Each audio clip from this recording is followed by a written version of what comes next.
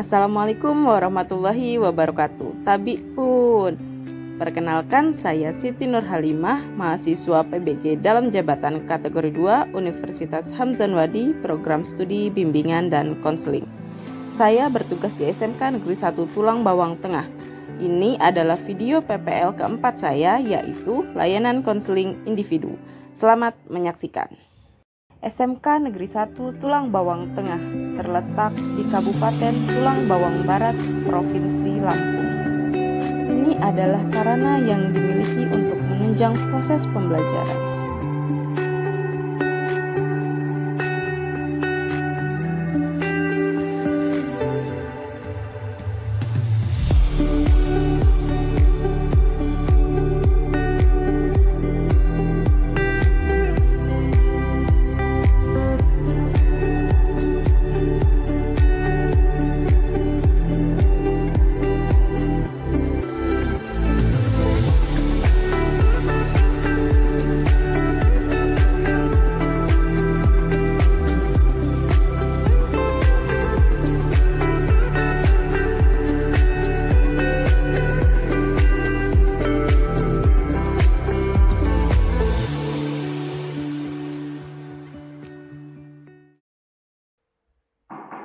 Assalamualaikum Bu. Waalaikumsalam. Silakan masuk, Nak. Silakan duduk. Makasih Bu. Ya, gimana kabarnya? Alhamdulillah baik Bu. Tadi sebelum kesini habis dari mana? Di kelas Bu tadi Bu. Kita berdoa dulu supaya kegiatan konseling kita hari ini bisa berjalan dengan lancar ya. Berdoa dimulai. Selesai. Ibu sangat-sangat berterima kasih menepati janjinya, janji pertemuan kita untuk bertemu melaksanakan konseling individu di ruangan ini. Nah, kemarin ini kita kan habis lomba ini ya, ulang tahun ya. Iya Bu. Ikutan lomba nggak? Ikut Bu. Lomba apa? Nias kelas Bu. Nias kelas. Iya. Di chat apa kelasnya? Gambar sosial media lah Bu. Oh, gambar sosial media. Menang nggak kelasnya? Menang Bu. Menang. Iya. Juara berapa? Juara 3 Bu. Wah, selamat ya. Tujuannya karena berdasarkan asesmen dan berdasarkan kehadiran selama beberapa bulan terakhir, itu Ibu menemukan gejala-gejala bahwa ada permasalahan. Semangat belajarnya menurun. Seperti itu. Makanya Ibu minta bertemu untuk melaksanakan konseling individu ya. Tujuannya apa? Tujuannya itu biar bisa membagi waktu nih, membagi waktu antara sekolah, belajar dengan kegiatan lain di luar dari belajar ya. Mengisi daftar hadir dulu, ini daftar hadir kegiatan layanan konseling individu. Nah, silakan diisi nama, kelas, dan hari tanggal. Konseling individu ini ada beberapa asas, ada 4 asas yang perlu diperhatikan. Yang pertama asas kerahasiaan. Nggak perlu khawatir untuk menceritakan semua permasalahan. Ibu berjanji akan menjaga semua rahasianya. Ya, Ibu nggak akan cerita ke siapapun, maupun itu guru BK yang lain ya. Nah, yang kedua ada asas keterbukaan. Di sini asas keterbukaan diharapkan buka dalam menceritakan apapun itu. Tentang keluarga mungkin, nggak boleh ada yang ditutup-tutupi. Ketiga ada asas kenormatifan. Kita sama-sama menjaga norma ya, norma adat istiadat harus sopan dan santun, oke? Yang terakhir itu asas kesukarelaan, datang dengan secara sukarela. Sukarela? Iya Bu. Ya, berarti kita di sini sepakat untuk menyelesaikan permasalahan yang sedang alami ya. Ibu harap bisa menceritakan semuanya karena Ibu akan menghargai apapun yang ceritakan, apapun alasan-alasan yang membuat masalah-masalah ini muncul ya. Oke, kalau seperti itu nih, apakah sudah bisa kita mulai nih ceritanya? Iya deh Bu. Ya. Sadar nggak kalau misalnya udah sering tidak masuk sekolah? Ya, ada sadar ada enggaknya juga sih Bu. Nah, itu harus kita tangani dengan segera. Supaya apa? Supaya kedepannya tidak bertambah. Kan setiap alfa itu ada poinnya, setiap terlambat ada poinnya. Sekarang kelas 12 kan? Kalau kelas 12 sebentar lagi ujian. Jangan sampai poin terlambat dan alfanya makin banyak ya. Karena salah satu penunjang untuk ujian itu kehadiran. Tapi nggak boleh kebanyakan nggak masuk. Kira-kira kenapa sih? Nggak apa-apa sih Bu. Gitu. Masa nggak apa-apa? Apa ada masalah di rumah atau gimana? Nggak apa Bu, nggak ada masalah Bu. Nggak ada masalah, yakin. Nah, kalau nggak ada masalah, ibu mau tahu deh, kegiatan kamu selain belajar ini ngapain sih? Main sih Bu, kalau pulang sekolah itu. Main aja, Iya. kerja, apa gimana? Hmm, Gak apa-apa, jangan ragu. Ibu akan jaga rahasia kamu. Ibu akan menghargai apapun yang kamu ceritakan. Gak usah ragu. Ibu juga gak akan cerita-cerita sama guru-guru lain. Misalnya cerita aja gak apa-apa. jujur sih Bu, aku tuh dari awal corona kemarin itu Bu, kan kita sekolah udah daring Bu. Nah, Ya, daripada aku di rumah nggak ngapa-ngapain, toh juga di rumah itu ekonomi orang tua itu pas corona itu memang pas susah-susahnya Bu. Jadi ya sembari aku ngisi waktu kosongku ya aku kerja Bu. oh, kerja di mana? Pindah-pindah sih Bu. Waktu itu awal-awal corona ya itu di pasar kita ngangkat barang Bu. Terus ada juga jaga toko kita Bu. Kalau sekarang kerjanya lagi di mana? Kalau sekarang sih lagi kerja di kafe angkringan gitu loh Bu, untuk anak-anak muda-muda lah malam mingguan gitu Bu. Oh, kalau buka itu jam berapa? Kalau dari akunya sendiri tempatnya itu dia nyiapin dari jam 5 sih Bu. Dari Kalau jam 5. kalau kafenya buka ya sih malam habis maghrib gitu sudah buka gitu Bu. Tapi persiapan dari jam 5 udah beres-beres Iya gitu Bu. ya. Sampai jam berapa kira-kira kalau kerja gitu? Eh, tengah malam sih Bu, kadang jam 1, kadang setengah 2 itu baru selesai gitu. Ini tadi malam habis itu Bu ada Piala Dunia tuh Bu. Oh. Nah, kita nobar juga di situ ada nobarnya. Oh, jadi kafe kamu menyediakan anak-anak nobar gitu, Iya, makanya bisa sampai larut malam. Orang tua kamu gimana? Apakah orang tua kamu mengetahui kalau kamu bekerja? awalnya sih nggak tahu Bu, awal-awal itu kan taunya aku cuma keluar main, tapi akhir-akhir itu tahu juga sih orang tua. Awalnya sih kecewa gitu, kan harusnya yang kerja itu cukup orang tua aku aja Bu. Orang tua ngomong kayak gitu, cuman ya tak kasih pengertian ekonomi kita sulit ya apalah, nggak apa-apa kan aku bantuin orang tua lah gitu. Oh, seperti itu. Ya, membolehkan untuk bekerja sambil sekolah. Iya Bu. Anak berapa? Anak pertama Bu. Anak pertama ya. Uang gajian itu buat apa aja emang? Pertama ya untuk ngasih ke ibu untuk beli-beli minyak, beli beras itu Bu. Itu untuk ngasih adik juga jajan gitu. Kan adik masih TK tuh Bu, kayak untuk dia jajan gitu lah Bu. Oh, seperti itu.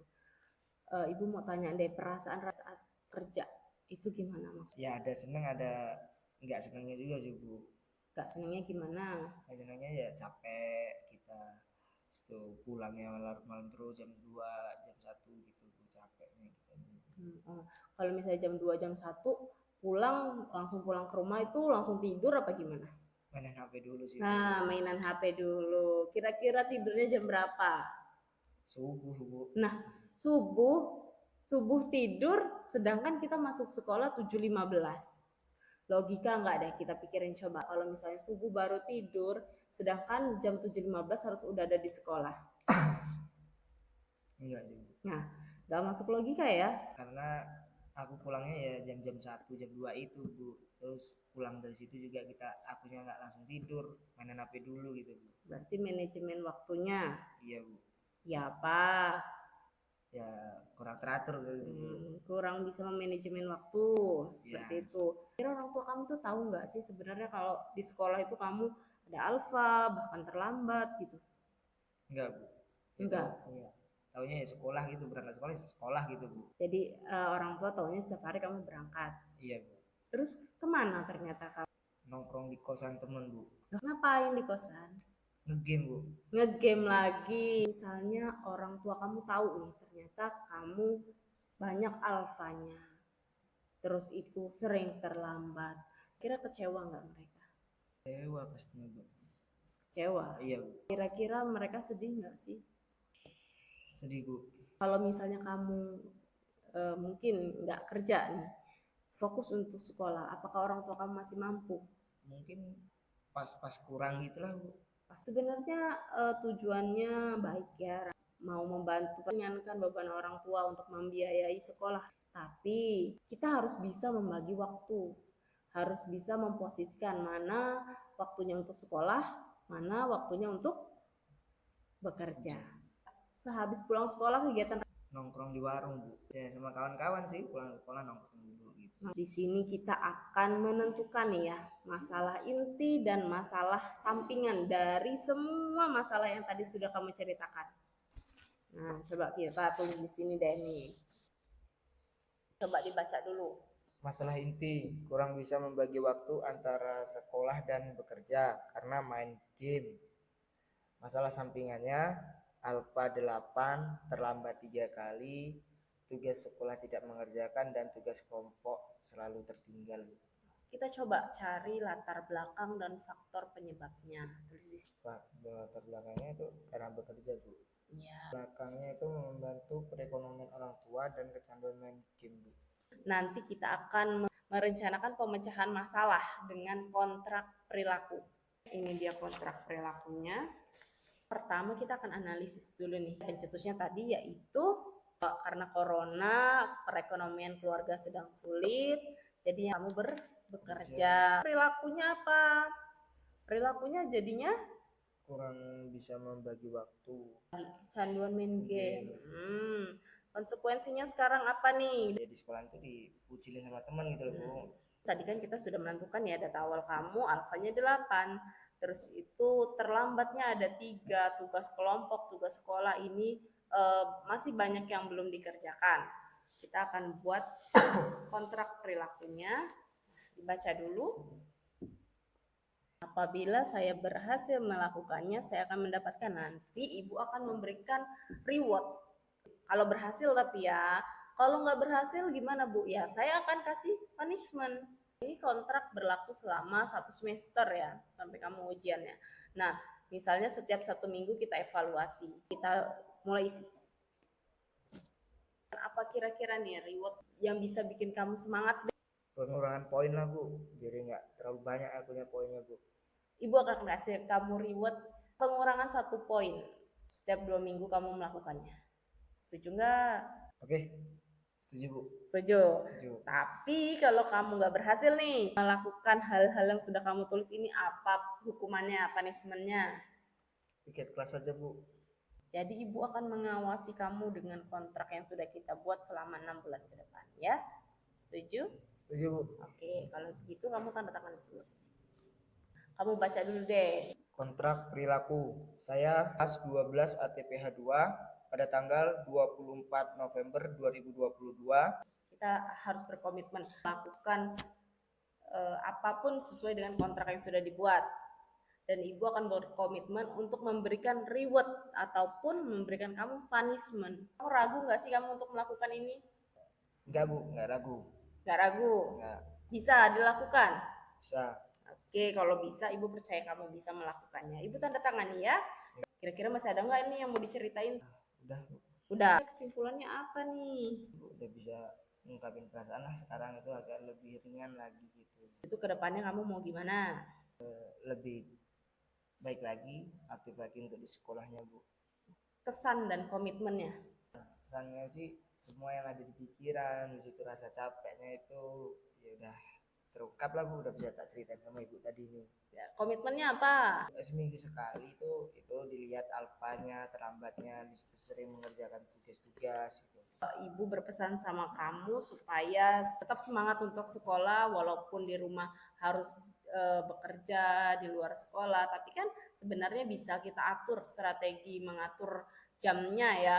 Nanti tindak lanjut selanjutnya setiap 1 minggu kita ketemu di sini. Untuk minggu depan ibu akan evaluasi dari kontrak yang sudah kamu buat, dan ibu akan memberikan materi tambahan tentang manajemen waktu, di mana kamu bisa mengatur jadwal harian kamu. Pesannya nih ya, walaupun kamu bekerja membantu orang tua, tapi tetap jangan tinggalkan sekolah.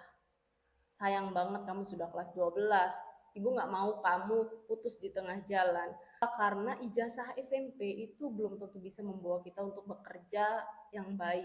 Tapi kalau misalnya kita pendidikannya tinggi, mungkin lulus SMA atau nanti kamu mau melanjutkan kuliah, itu kamu bisa mendapatkan pekerjaan yang lebih baik lagi dari yang sekarang.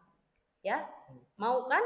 Mau Bu. Nah, harapan ibu ya kamu nanti ke depannya lebih sukses lagi, bisa membanggakan kedua orang tua kamu. Ibu ada evaluasi hasil dari pelaksanaan layanan konseling individu. Baca item pernyataannya, isi sesuai apa yang kamu rasakan, nilai kepuasan terhadap proses layanan konseling individu. Yang pertama, penerimaan saya selaku guru bimbingan dan konseling terhadap kamu sebagai konseli itu menurut kamu gimana? Apakah sangat memuaskan, atau kurang memuaskan? Memuaskan Bu. Nah, selanjutnya kemudahan saya guru bimbingan dan konseling atau konselor untuk diajak curhat, gimana menurut kamu? Enak sih Bu, sangat memuaskan. Alhamdulillah, terima kasih. Akhir pertemuan. Alhamdulillahirabbil alamin. Nah, setelah ini kamu bisa ke kelas, kerjakan tugas-tugasnya ya. Ya Bu. Izin Bu. Ya, Makasih Bu. terima kasih banyak, sama-sama. Waalaikumsalam.